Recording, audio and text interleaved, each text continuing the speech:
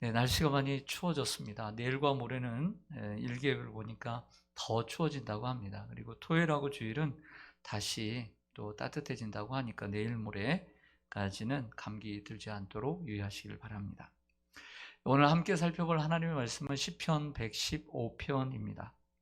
여러분 1절을 한번 보시죠. 1절을 이렇게 시작합니다. 여호와의 영광을 우리에게 돌리지 마옵소서, 우리에게 돌리지 마옵소서.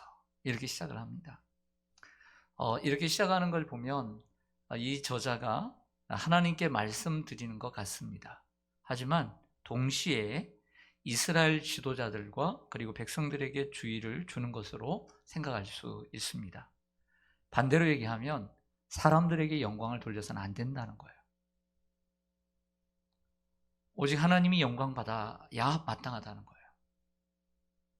영광을 우리에게 돌리지 마옵소서, 우리에게 돌리지 마옵소서라는 말은 오직 영광은 하나님께만 있다라고 하는 것을 강조하는 내용입니다.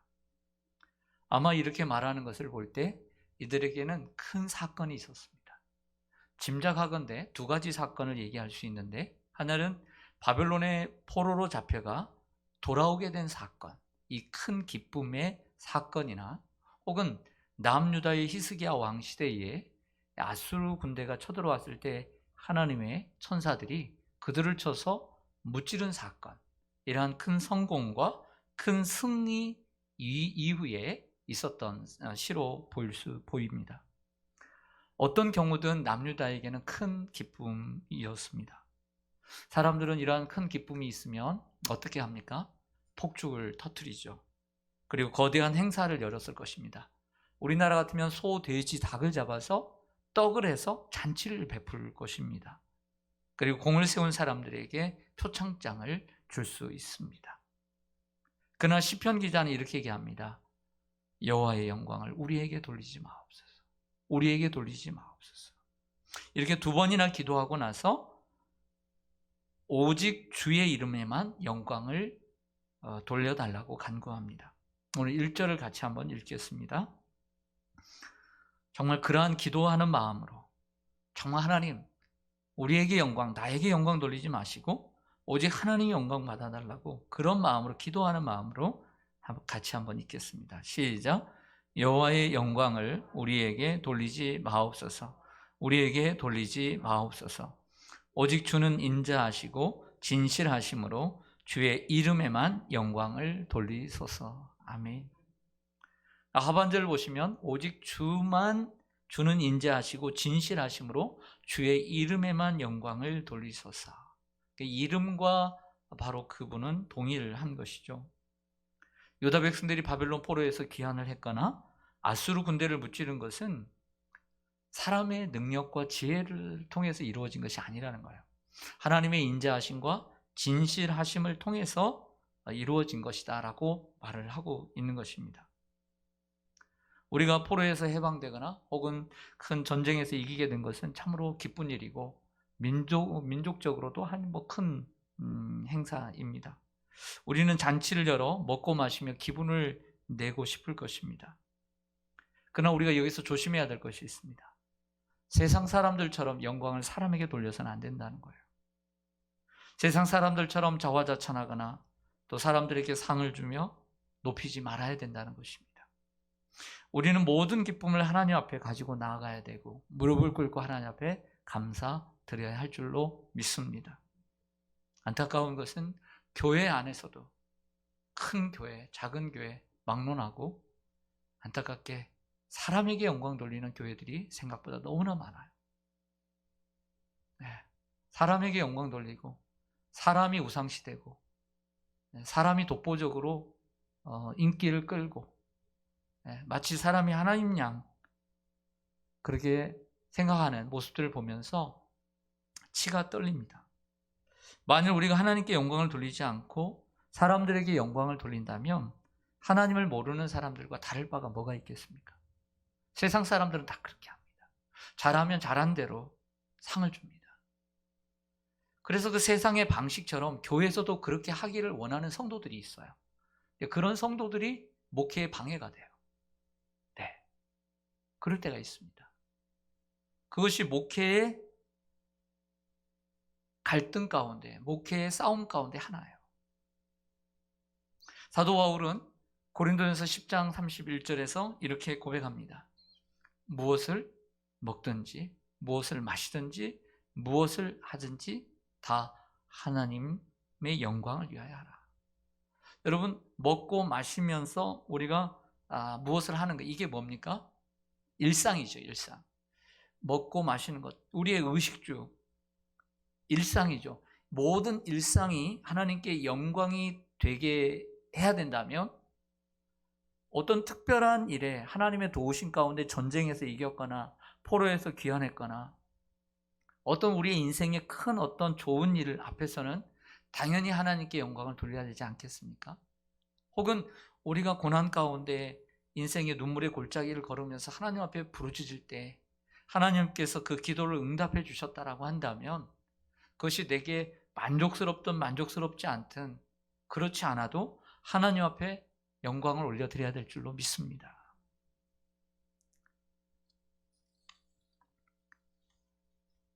하지만 우리 사람들에게는 사람의 본성상 인정받고 싶어하는 욕구가 있습니다. 누군가 자신의 존재를 알아주고 또 사람들 앞에서 칭찬을 해주면 자존감이 점점 커지고 더 열심히 하는 경우가 생깁니다. 이것은 나쁜 것은 아닙니다. 그런 게 필요합니다. 당연히 있어야 되겠죠. 그러나 정도가 지나치면 문제가 됩니다. 교회 안에서 잘하는 사람이 있으면 칭찬해 줘야죠. 나무라는 것은 조금 줄이고 칭찬하는 것은 잘한다, 잘한다 격려해 줘야죠. 그러나 정도가 지나치면 안 됩니다. 자신이 한 일에 대해 사람들에게 찬사를 받으면 좋아하지만 사람들이 알아주지 않으면 마음이 불쾌하고 불편해지는 경우가 생기기 때문입니다. 또 그것이 습관이 되어서는 안 됩니다. 늘 칭찬하게 되면 왜 이번에는 칭찬해 주지 않지? 하면서 어린아이 같은 생각을 가져서 칭찬에 목매오고 또 메마른 사람들이 되고 말기 때문입니다. 칭찬을 해주면 감사해요. 칭찬을 해주지 않아도 감사해요. 할렐루야. 이런 어른스러운 마음을 가져야 합니다. 인정받고자 하는 욕구를 우리가 지혜롭게 다스리지 않으면 하나님의 영광을 도적질하게 됩니다. 그래서 우리가 우리의 마음속에는 인정받고 싶어하고 칭찬받고 싶어하고 박수받고 싶어하는 이러한 욕구가 있다는 것을 먼저 인정하는 게 필요해요. 그러나 그것을 잘 조절하고 절제하는 이러한 지혜가 없다면 우리는 하나님의 영광을 가로채고 마는 것입니다. 교회 안에서도 주의할 내용이 있습니다. 교회 안에서조차 세상에서 하는 것처럼 보상해 주기를 바라는 사람들이 있습니다. 하지만 당연히 칭찬해 줘야 될 땐 칭찬해 줘야 되죠. 그러나 칭찬해 주지 않아도 상관이 없어야 합니다. 저 또한 교회 지도자로서 성도들을 칭찬할 때가 있습니다. 개인적으로 칭찬할 때도 있고 또 공개적으로 칭찬할 때가 있습니다. 공개적으로 칭찬하는 경우는 제가 목회에 도움이 된다라고 판단하기 때문에 그러는 것입니다. 성도들에게 도움이 되고 교회에게도 유익이 될 것이라고 생각하기 때문에 공개적으로 칭찬하는 것입니다. 그러나 칭찬을 하되 하나님의 영광을 빼앗아가는 범위를 넘지 않으려고 합니다. 다시요. 우리가 칭찬하되 하나님의 영광을 빼앗아가는 범위를 넘지는 말아야 된다는 거예요. 그 경계라고 하는 것은 정해져 있진 않아요.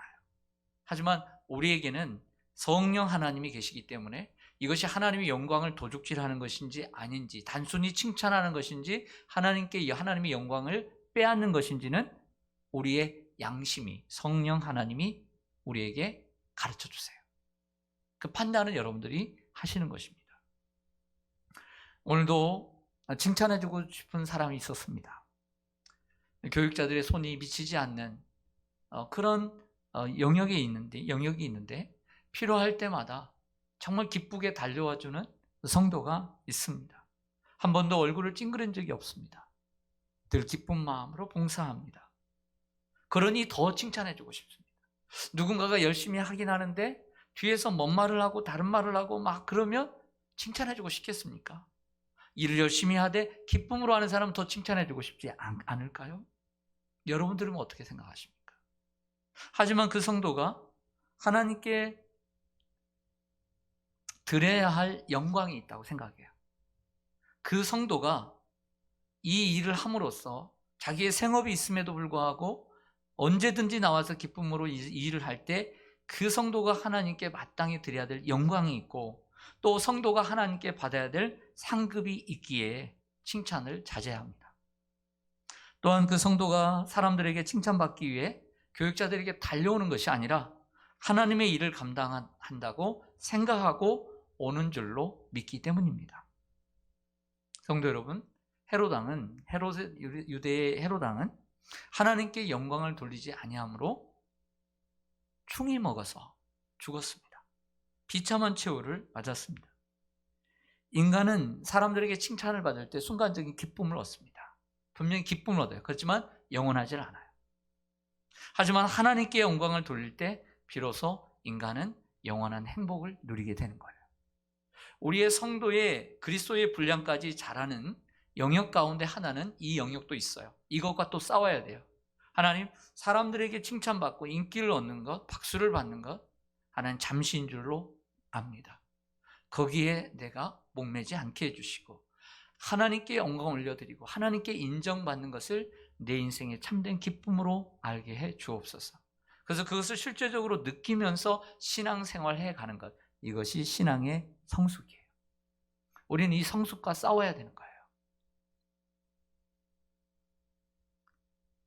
우리 인간은 사람들에게 칭찬을 받음으로써 완전한 행복을 누릴 수 없어요.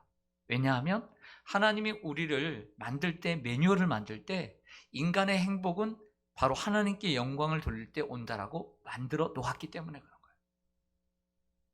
이게 우리의 모습인 것이죠. 그래서 우리가 하나님께 영광을 온전히 올려드릴 때 우리에게는 그 사람들에게 인기를, 사람들에게 박수를, 칭찬을 받지 않아도 넘치는 기쁨이 있는 거죠. 만약 이것을 넘지 못하면 아무리 연륜이 많이 쌓여도, 신앙생활을 오래 해도 신앙이 초보를 달리고 있는 것입니다. 그러므로 우리는 이 모습과 우리의 모습과 싸워야 되는 거예요. 자, 두 번째 주제로 넘어가겠습니다. 오늘 본문에서 두 번째 주제는 우상입니다. 따라가겠습니다. 우상. 다시 한번 따라가겠습니다. 아이돌. 영어로는 아이들 이렇게 하더라고요. 근데 우리나라 말로는 아이돌 하는데, 이 아이돌이라는 말이 보니까 많이 쓰잖아요. 많이 쓰는데 이게 영어인데 우상이라는 뜻입니다. 우상. 저는 왜 갑자기 하나님께 영광을 우리에게 돌리지 마옵소서, 하나님의 우리에게 돌리지 마옵소서 해놓고 왜 4절부터 8절까지 우상에 대한 이야기를 했을까를 먼저 생각을 했어요. 왜 갑자기 시인은 우상이라는 주제를 끄집어냈을까? 분명히 저자의 의도가 있다고 생각을 합니다. 그래서 저는 제가 그냥 생각을 했습니다. 어떻게 생각을 했냐면, 영광과 우상의 차이가 뭐냐면 하나님께 영광을 돌리지 않는 것이 우상이라고 생각을 했기 때문이다. 반대로 다시 얘기하면 하나님께 영광을 돌리지 않으면 분명히 다른 대상에게 영광을 돌리게 되어 있기 때문이다. 이렇게 한번 생각을 했어요. 여러분들이 별로 동의를 안 하는 것 같은데 제 생각이라는 거예요. 왜 갑자기 영광 얘기를 꺼냈다가 우상 얘기를 꺼내느냐? 네. 하나님께 영광을 돌리지 않으면 그 누군가에게 영광이 돌아가게 돼 있단 말이에요. 그것을 받는 사람이 아이돌, 우상이라고 생각하기 때문이에요. 세상에는 우상들이 참 많습니다. 왜냐하면 많은 시대가 흘러서 우리는 21세기를 살아가기 때문이죠. 그런데 우리가 생각할 수 있는 우상 가운데 하나는 말 그대로 아이돌, 대중스타들입니다. 보통 청소년들에게 인기 있는 가수를 가리켜 아이돌이라고 부릅니다.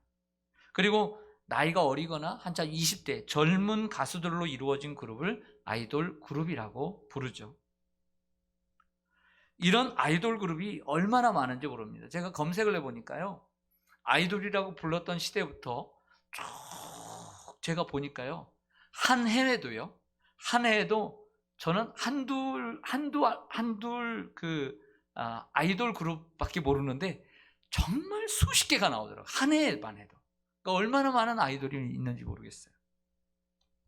사람들은 마치 이런 아이돌을 단어의 뜻 그대로 우상처럼 섬기는 경우들이 참 많습니다. 그러나 그들은 우상일 뿐입니다. 그들이 이런 무대에 서서 노래를 부르고 춤을 추고 아름다운 옷을 입고 멋진 옷을 입고 퍼포먼스를 아무리 한다 해도 그 순간은 아이돌처럼 보이지만 집에 돌아가 보세요. 그들도 여전히 여러분들 관중과 똑같은 무대 뒤편에서는 외롭고 쓸쓸하고 고독한 한 인간에 불과한 것이죠. 이런 아이돌에 영광을 돌려서는 안 됩니다. 두 번째는 우리가 이 시대에 여러분들 그 우상이 또 뭐라고 생각하세요? 제가 많이 있지만 줄여서 두 번째는 오늘 본문에 말하고 있는 것처럼 돈이에요. 4절 말씀을 보겠습니다.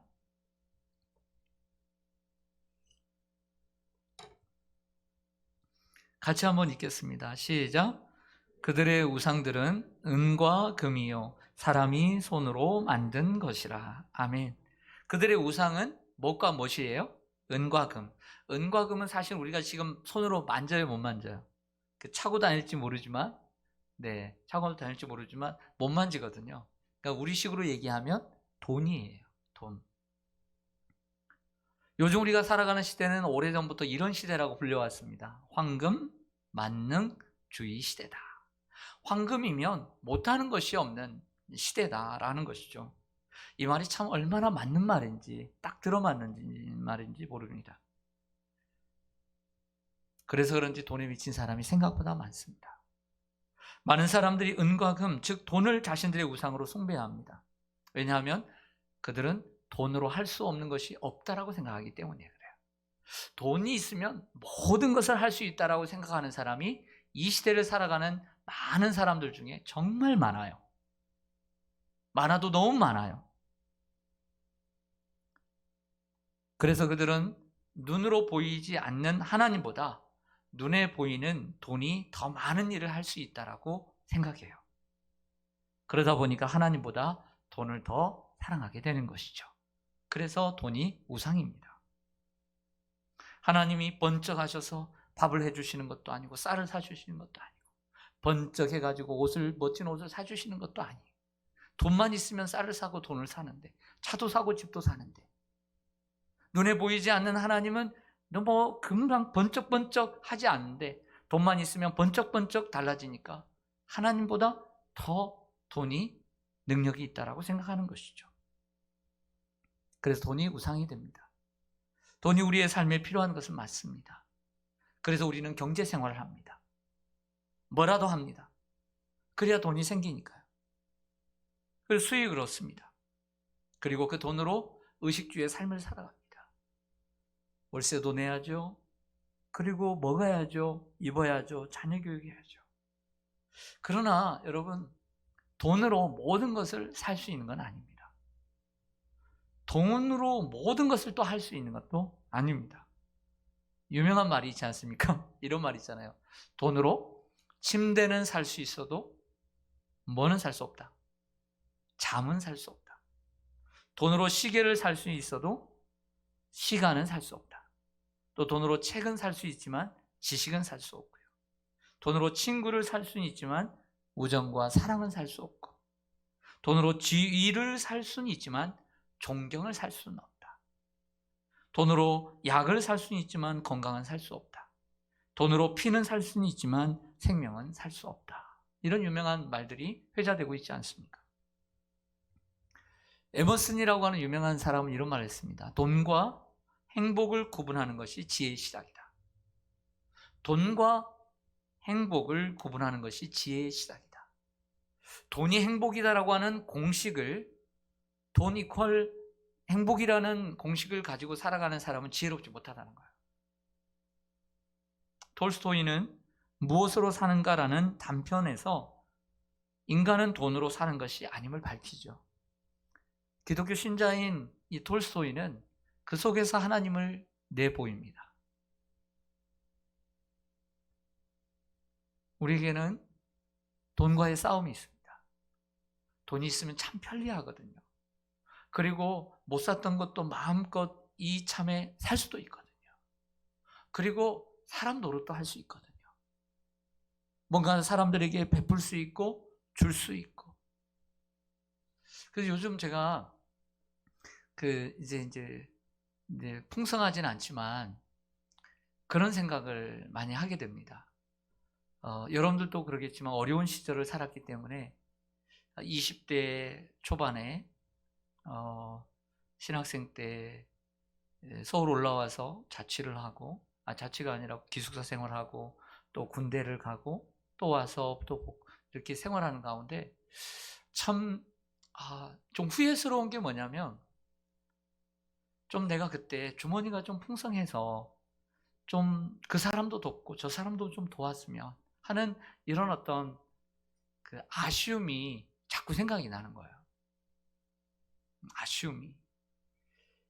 그러나 그 시대는 정말 뭐 여유라는 게 없었기 때문에, 나 하나 건사하는 것도 힘들었기 때문에 남에게 뭘 과자라도 하나 더 사주고 누군가에게 더 밥을 더 사주고 이런 여유가 없었기 때문에 참 아쉬운 생각이 왜 자꾸 들죠? 네, 지금 잘하면 되겠죠. 그런데 참 그런 아쉬움이 많이 남습니다. 자, 우리가 생각하는 또 우상 많이 있습니다. 이 세상에는 좀 요즘 시대가 문명이 발전하면서 그 IT가 발전하면서 정말 기계, 또 게임, 도박, 여러 가지 주식, 여러 가지에 미쳐서 사는 사람들 많죠. 근데 우리가 일반적으로 생각할 수 있는 건 뭐냐면 오늘 본문에서 말하고 있는 나무와 돌과 은과 금으로 만든 우상. 옛날에 우리가 많이 볼 수 있었던 그런 우상을 좀 생각해 보고자 합니다. 여러분 저를 보시죠. 출애굽기 20장과 신명기 5장에 나와 있는 텍스트 본문이 뭐죠? 십계명입니다. 모세가 시내산에서 시내성으로 40일 금식하고 2번을 금식하고 받은 시 십계명에 1계명과 2계명을 보십시오. 너는 나 외에 다른 신을 내게 두지 말라. 두 번째 계명을 보면 너를 위하여 새긴 우상을 만들지 말고, 또 위로 하늘에 있는 것이나 아래로 땅에 있는 것이나 땅 아래 물속에 있는 것에 어떤 형상도 만들지 말고 그것들에게 절하지 말며 그것들을 섬기지 말라. 강조가 많이 돼 있어요, 안 돼 있어요? 강조가 얼마나 많이 되어 있는지를 느껴야 돼요. 하나님께서 간단하게 말씀하지 않고 너무나 자세하게 강조하고 있다는 것을 볼 수 있습니다.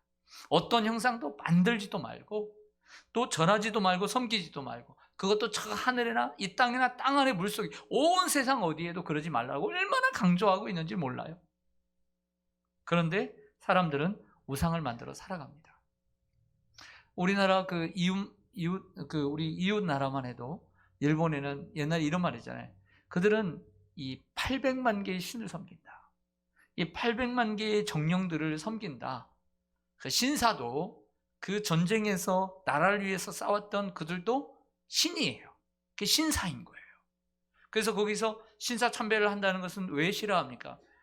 우리나라를 정복하러 왔던 그들을 섬기니까 아직도 제국주의에 빠져 있다라고 생각하기 때문에 우리는 그걸 싫어하는 거죠. 그러나 이번 주에 그 뉴스에 그렇게 나왔잖아요.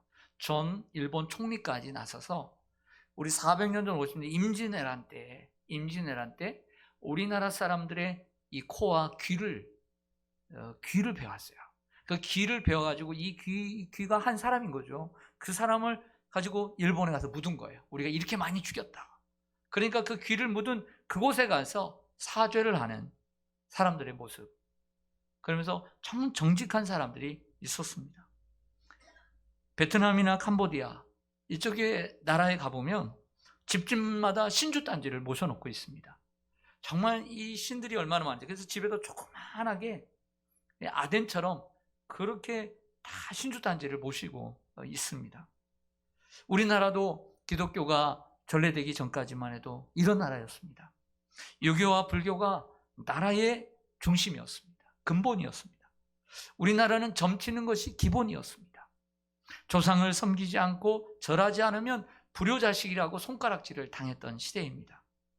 그러나 오래전 천주교가 들어오면서부터, 이 천주교가 들어오면서부터 우상을 멀리했습니다. 그리고 제사를 드리지 않았습니다. 천주교가 들어오면서. 그래서 제사를 드리지 않는 너희들은 불효막심한 뭐뭐 자식이다. 그래가지고 그들을 죽였습니다. 그래서 순교자들이 많이 나왔습니다. 그런데 이러한 천주교가 나중에 회개를 합니다. 어떤 회개를 하냐면 필요 없는 회개를 해요. 그때는 우리가 잘못했다. 조상에게 드리는 제사는 귀신을 숭배하는 것이 아니라 조상들을 존경하고 추모하는 것이다. 이렇게 말을 바꿔요. 그리고 이 천주교가 그랬던 그 선조들의 뜻을 잃어버리고 제사를 허용합니다. 제사를 드리고 절을 합니다. 천주교가.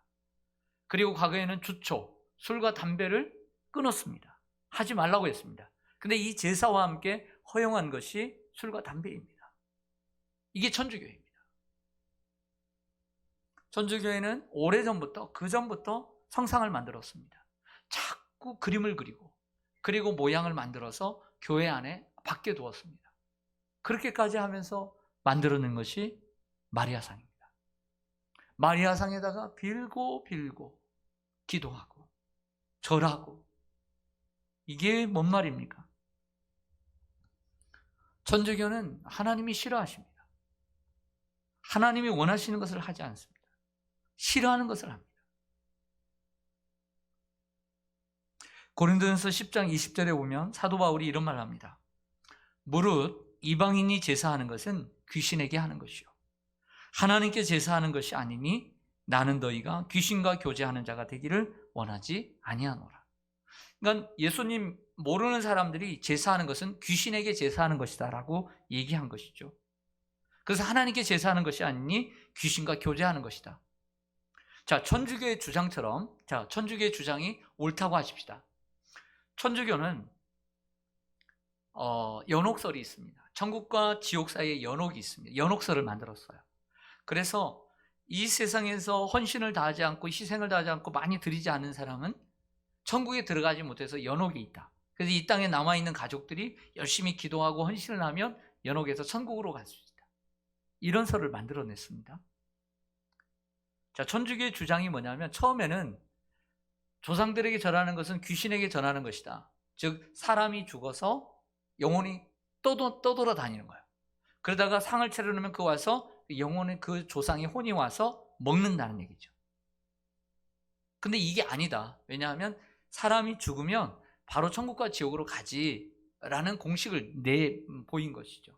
하지만 그렇다 하더라도 문제는 남습니다. 왜냐? 조상의 혼이 아니더라도 우상을 만들고 그 제사상 앞에서 절하는 행위는 귀신에게 하는 것입니다. 조상의 혼이 아니더라도 귀신에게 하는 거예요. 귀신은 뭐냐? 마귀의 졸개들이에요. 그 배후에는 마귀가 있는 것입니다. 오늘 시편 기자는 오늘 4절에서 8절까지 우상과 우상을 섬기는 일에 무익함을 묘사를 해주고 있습니다. 우리 4절부터 7절까지 같이 한번 읽겠습니다. 큰 소리로요. 시작. 입이 있어도 말하지. 잠깐만요. 제가 4절부터죠. 5절부터입니다. 시작. 입이 있어도 말하지 못하며 눈이 있어도 보지 못하며 귀가 있어도 듣지 못하며 코가 있어도 냄새 맡지 못하며 손이 있어도 만지지 못하며 발이 있어도 걷지 못하며 목구멍이 있어도 작은 소리조차 내지 못하느니라. 아멘. 이게 우상이에요. 우상은 모두 인간이 만든 것이지 그 안에는 생명도 없고 능력도 없습니다. 나무로 만들고 돌로 만들고 금으로 아무리 막 붙였다 하더라도 눈이 있어도 봅니까? 입이 있어도 말을 합니까? 귀가 있어도 듣습니까? 코가 있어도 냄새를 맡습니까? 손이 있어도 뭔가를 합니까? 발이 있어도 걸을 줄 압니까? 목구멍이 있어도 작은 소리라도 낼 줄 압니까? 이런 얘기를 하고 있는 것이죠. 입이 있지만 말을 못합니다. 형상은 있지만. 눈이 있어도 보지 못합니다. 머리가 있지만 그 머릿속에는 뇌가 없습니다. 가슴 안에는 쾅쾅쾅 뛰는 심장이 없습니다. 그런데 사람들은 왜 이 우상의 모양을 만들까요? 우상의 시작은 뭘까요? 우상의 시작, 마귀입니다. 마귀가 그렇게 하는 것입니다. 마귀가 사람들을 속이기 위해서 우상을 만드는 거예요. 마귀는 사람들에게 우상을 만들어 섬기게 합니다. 결국 우상을 섬기는 것이 귀신을 섬기는 것이요, 결국 귀신을 섬기는 것은 그 외에 있는 마귀를 섬기는 것이기 때문입니다. 다시 마귀의 목적은 귀신을 섬기고 우상을 섬김으로써 하나님을 멀리하는 게 마귀의 목적입니다. 하나님에게 사람이 가지 않고 자기가 영광을 누리기 위해서 사람들을 현혹하기 위해서 우상을 만든 겁니다. 그래서 살아계신 하나님을 믿어야 하는데, 이 마귀가 현혹해서 여러 가지 방법으로, 특별히 우상을 섬기는 방법으로 하나님 아닌 다른 존재를 섬기게 만드는 그 배후의 존재가 누구냐? 마귀인 거예요. 그래서 그들의 아비는 마귀입니다. 우상은 입이 있어도 말을 하지 못합니다. 그러므로 약속이 없습니다. 하나님은 입이 있어서 약속을 하셨습니다. 그들은 눈이 있어도 볼 수가 없기에 우리를 이처럼 보호할 수가 없습니다. 하나님은 눈으로 보호하십니다. 그들은 귀가 있어도 듣지 못하니 사람들이 기도해도 아무 소용이 없습니다. 하나님은 귀가 있어서 들으십니다. 그들은 코가 있어도 맡지 못하니 찬양할 필요가 없습니다. 우리 하나님은 찬양을 받으시는 분이십니다. 흠양하시는 분이십니다. 그들은 손이 있어도 만지지 못하니 권능을 행할 수가 없습니다. 우상은 발이 있어도 걷지 못하니 인간과 동행할 수가 없는 것입니다. 우리는 과거에 우상을 섬기는 자들이었습니다. 옛날 일 같지만 우리는 다 우상을 섬기는 자들이었어요. 그러나 지금도 우상을 섬기는 이들이 많습니다. 우리나라는 많이 없어졌다라고 하지만 정말 세계 여행을 하다 보면 그런 나라들이 정말 많습니다. 자, 마지막으로 오늘 시편 기자는 하나님을 의지하라는 메시지를 주고 있습니다. 8절을 보시죠. 우상에 대한 말씀들을 하면서 우상들을 만드는 자들과 그것을 뭐하는 자들이, 의지하는 자들이 다 그와 같다. 그러면 우상을 만드는 자들과 우상을 의지하는 자들이 다 그와 같다는 것은 누구와 같이 된다는 거예요? 우상과 같이 된다는 거예요. 무서운 말입니다. 그러면서 반대로 8절에 있는 의지한다는 말을 가지고 와서 9절부터는 여호와를 의지하라, 여호와를 의지하라는 메시지, 마지막 메시지를 주고 있는 거예요. 그러면서 마지막 부분에 복이라는 단어를 계속 줄줄이 가져옵니다. 왜? 진정한 복은 하나님께 오기 때문에 하나님을 의지해야 된다라는 스토리로 전개를 해가는 거죠. 그래서 9절에 보시면 이스라엘에게 하나님을 의지하라고 얘기를 해요. 10절에서는 누구에게 얘기하죠? 아론의 집. 그리고 11절에서는 누구에게 얘기해요? 여호와를 경외하는 자들에게 하나님을 의지하라고 연거푸 3절을 노래합니다. 이스라엘은 누구를 가리킬까요? 선민이 이스라엘, 하나님을 믿는 모든 백성들을 가리키죠. 아론의 집은 하나님의 집에서 제사를 드리는 제사장들을 가리키는 거예요. 그리고 여호와를 경외하는 자들에게도 하나님을 의지하자라고 말합니다. 그러면서 똑같이 그 3절 후반절에, 왜냐하면 그 이유는 하나님만이 우리의 뭐가 되고요? 9절, 10절, 11절 하반절에 다 답이 있어요. 왜 우리가 하나님을 의지해야 되는가? 하나님이 우리의 뭐가 되니까? 도움이 되시고, 또 뭐가 되니까? 방패가 되시니까. 이렇게 얘기를 하는 것입니다. 그리고 진정한 복은 하나님께서 주시기 때문에 12절부터 끝까지 말씀하고 있는 내용입니다. 그 하나님께서 너에게 복을 주실 것이다. 한번 보시죠. 12절에 보면 여호와께서 우리를 생각하사 뭘 주시며 이스라엘 집에도 복을 주시고 아론의 집에도 복을 주시며 높은 사람이나 낮은 사람을 막론하고 여호와를 경외하는 자들에게 복을 주시리로다. 이렇게 말씀을 하고 있습니다. 미국의 D.L. 무디 목사님은 이렇게 말했습니다. 자신을 의지하면 실망하게 되고, 친구를 의지하면 헤어지게 되고, 돈을 의지하면 패망하게 되지만 하나님을 의지하면 복을 누리게 된다. 얼마나 맞는 말인지 몰라요. 여러분 자신을 너무 의지하지 마세요. 실망합니다. 친구 너무 의지하지 마세요. 친구 다 부족해요. 친구 완전히 의지했다가는 너하고는 결별이야. 너 같은 애하고는. 친구 없어요. 친구 다 흠이 많아요. 그러나 그 흠을 다 보듬으면서 친구가 되는 거죠. 돈을 의지하면 패망하게 돼요. 사랑하면. 그러나 하나님을 의지하면 복을 누리게 되는 줄로 믿습니다. 사랑하는 성도 여러분, 하나님은 열방의 수많은 우상 가운데 하나가 아니에요. 하나님은 모든 신들 중에 신이에요. 진정한 신은 하나님밖에 없어요. 하나님은 살아계십니다. 우상의 조상은 마귀입니다. 마귀는 자기가 부리는 귀신들을 통해 사람들을 현혹시킵니다. 그들은 도둑입니다. 요한복음 10장에 그 마귀를 가리켜 도둑이라고 일컫습니다. 도둑이 오는 것은 도둑질하고 죽이고 멸망시키려는 것뿐이요, 내가 온 것은 양으로 생명을 얻게 하고 더 풍성히 얻게 하려는 것이라 고 말씀합니다. 여러분, 우상을 섬기던 때를 생각해 봅시다. 빌고 또 빌고, 여기에 있는 손금이 없어지도록 빌고 그래서 잘 됐습니까? 그래서 우리의 조상들이 잘 됐습니까? 우리 민족이 정말 잘 살았습니까? 점치는 사람들이 잘 삽니까?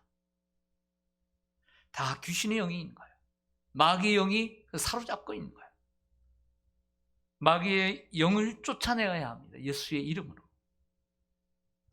마귀는 우리의 소중한 것을 빼앗아가고 죽이지만 예수님은 선한 목자가 되셔서 우리를 지켜주시고 우리를 대신에 목숨까지 내어주셨습니다. 우리가 예수님 믿고 의지하면, 또 의지하고 살아갈 때 주님 우리에게 생명을 약속하시고 풍성한 삶, 행복을 약속하셨습니다. 사랑하는 성도 여러분, 그리고 믿음의 초보에 있는 분들, 아직도 우상을 온전히 깨끗하게 버리지 못한 분들, 항상 데살로니가전서 1장을 보면 그가 몇 주밖에 복음을 듣지 않았지만, 바울에게 몇 주밖에 하나님의 복음을 듣지는 않았지만 이렇게 표현합니다. 그들이 우상을 버리고 하나님께 돌아와 참되고 살아계신 하나님을 섬기더라. 우상을 버리십시오. 그리고 살아계시고 참되신 하나님을 섬기시기를 바랍니다. 그리고 하나님을 의지함으로써 하나님이 예비하신 복을 누리시며 살기를 소망합니다. 아멘. 네, 기도하겠습니다.